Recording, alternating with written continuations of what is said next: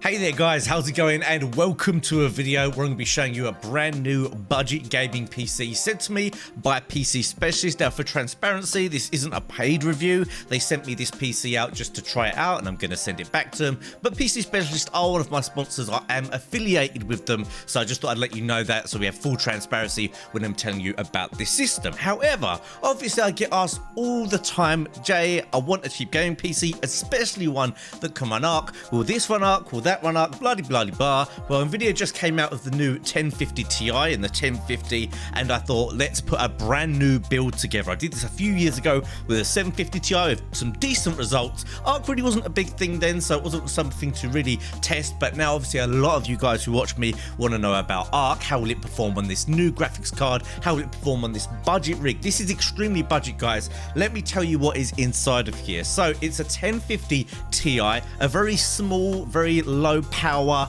and very quiet card, really cheap for the amount of power you get. We've only got 8 GB of RAM in here to bring down the price of the system. Now that is really pushing it with today's game, modern games. If you want to upgrade anything like this, I'm going to tell you how you can do that in just a second. We've got a low power supply, 350, which is absolutely fine for the 750 Ti, and we've got an i5 processor, a good processor in there to make sure we've got that power and punch to really push these games to a decent standard.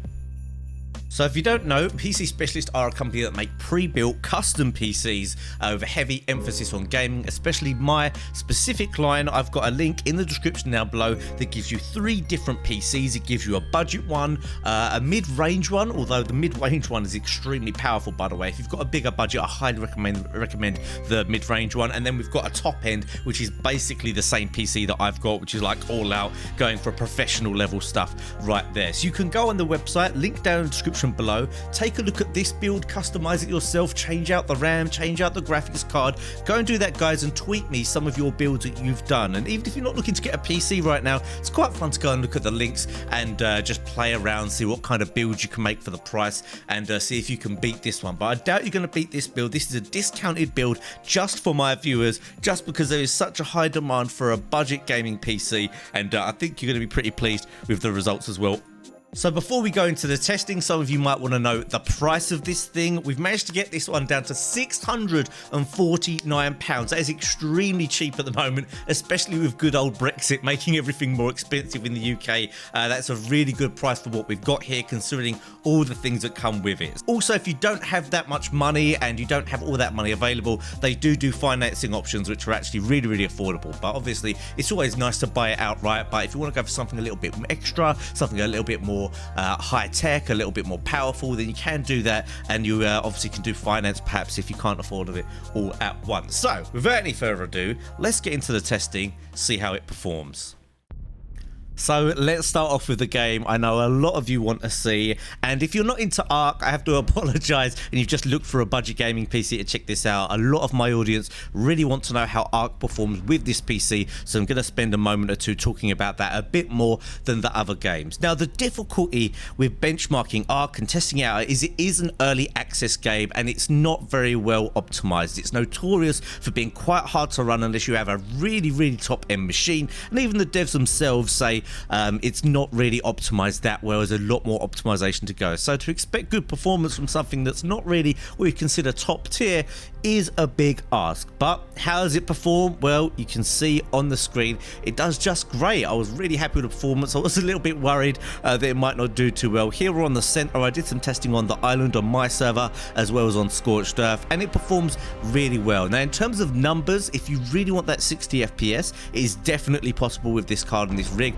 but you are going to have to play around with the settings quite a lot. Personally, I lower things like shadows, I lower view distance, and just take off most of the post-processing. If you want to have that 60 FPS, you can do that and just go for high detail, high textures, and it still looks super nice. However, saying that, you can still get 40 to 50 FPS on the medium and high settings, depending on where you are, and that plays really nice, especially if you're used to playing Xbox and you want to experience the PC. You can definitely tell the jump, especially happy with the shadows. They do look super nice, and although this isn't a high power graphics card, it does have the new architecture from the Nvidia stuff, so it does handle some of those high-end kind of processing things that are going on ARK quite well. So if you're looking to play ARK, this is a card that will do it. However, if you are looking for just an ARK experience, I would personally recommend upping your RAM a little bit, maybe to 16 gig, and maybe going up to the 1060 if you can afford it. Obviously, this PC build is completely budget, as cheap as you can go, and have a good experience with these brand new games at decent settings, but I would highly recommend going up a little bit if ARK is your main game, and that's the kind of game you want to play. These big open world survival and RPG style games are often quite intensive. So pretty good result with ARK. Let's take a look at some of the other new games out at the moment and see how they run.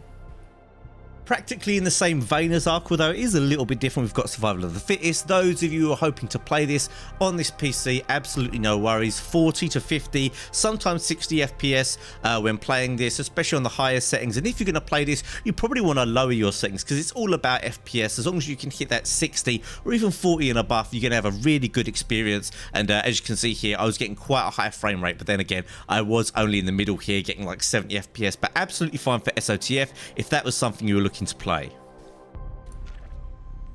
Next up, Infinite Warfare. Wasn't really sure how this one was going to be. A lot of these modern games, even on my PC where I've got two 980 Ti's, they don't really push into the high frame rates like the hundreds and above. So I was a little bit concerned things like Infinite Warfare might struggle, might be in the 30s or 40s. But as you can see here, I was getting 60, 70, even up to 90 FPS on Infinite Warfare. So this style of game is going to be absolutely ideal. This graphics card is going to be able to handle all kinds of games like this on high settings. So we went up to very high settings. I actually ended up locking it to 60 FPS because I was playing on a 60 Hz monitor. Ran really smooth, looked really nice. So if you want to play the new Call of Duty, similar shooter games, it's going to be absolutely perfect, and it's going to run them on, if not ultra settings, at least high or very high. Next up, Modern Warfare Remastered. Obviously, I was expecting similar performance to Call of Duty Infinite Warfare, and that is what we ended up getting. Now, I have to say, if you get Modern Warfare Remastered on PC and you get this card or any other card, make sure you double check your settings. For some reason, this game made it render at 4K and stuck the refresh rate at 25 Hz by default. I don't know, maybe I pressed a button or something that was wrong, but either way, I had to do some messing around until I could get these high frame rates. Having it on high settings will get you up in the 70s for FPS.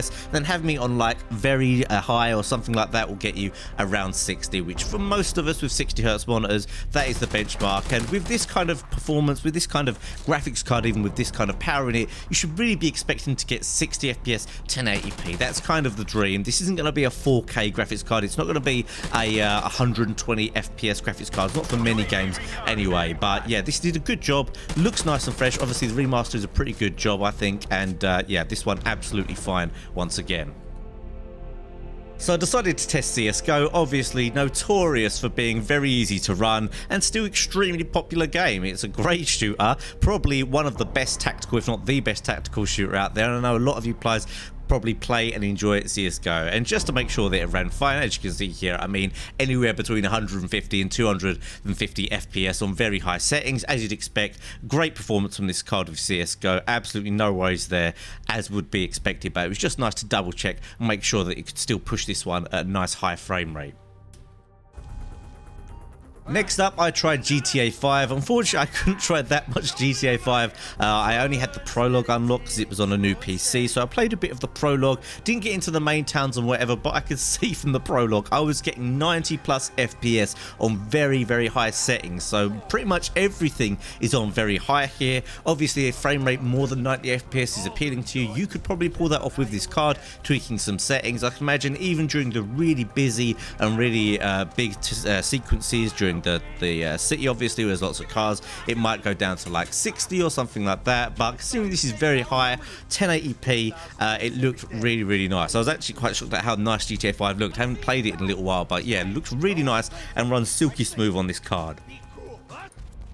Another game I thought I'd quickly test, something that's quite popular at the moment, H1Z1 King of the Kill, a really fun battle royale style game mode that a lot of people have been playing recently, and it ran really well. It was at around 60 FPS on high settings. However, I turned it down to medium. I didn't go into much detail with the H1Z1 settings. There's not too many things to play around with. Put it down to medium and I was getting between 80 and 100 FPS. And I think if you're going to play this game, it's kind of quite competitive and you want that extra frame rate, you'd probably forgive going on to medium settings just to get that like 80 to 100 FPS, because it does feel super nice. Obviously you can lock the frame rate if you wish to, and high did perform absolutely fine, but just knowing that it's up there in the hundreds and in the high 80s and 90s is just a real nice feeling. So if you're looking to play a game like this, again, this PC does an absolutely awesome job.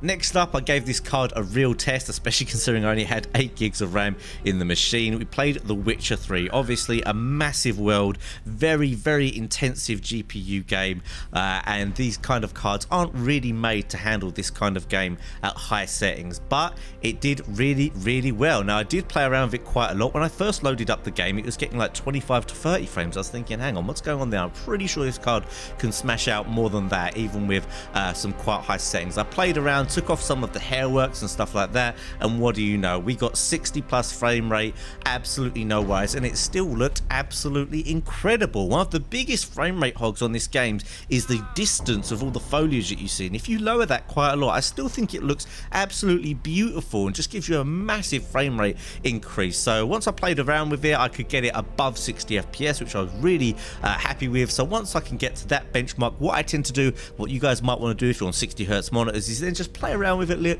little bit, see how much you can push it and still get that 60 FPS. And this game definitely does look absolutely beautiful with this graphics card. So no worries with this game. That bodes quite well for a game like perhaps Red Dead Redemption 2, which I'm presuming will be coming out on PC. That's that kind of game that will be similarly demanding, I would think, on graphics cards as this game. So it bodes quite well. I think it should be a good one, and although this kind of card isn't made for this style of game, it handled this one really well, and pretty pleased with that result as well.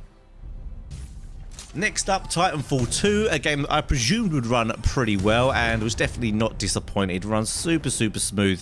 These games are pretty well optimized. Normally FPS shooters are pretty well optimized for all kinds of graphics cards because most people like to have a nice smooth experience while they're playing, and yeah, this did really well. I think it was on medium settings by default and it was having no problems there whatsoever. It didn't seem to allow me to unlock the frame rate above 60. I'm not sure if that's a thing or I just misread the settings in the video card part, but it did really well, and I even put it up to very high settings and it was still hitting 60 FPS. So definitely a game where you can make it look as nice as it could possibly look and run that 60 FPS at 1080p.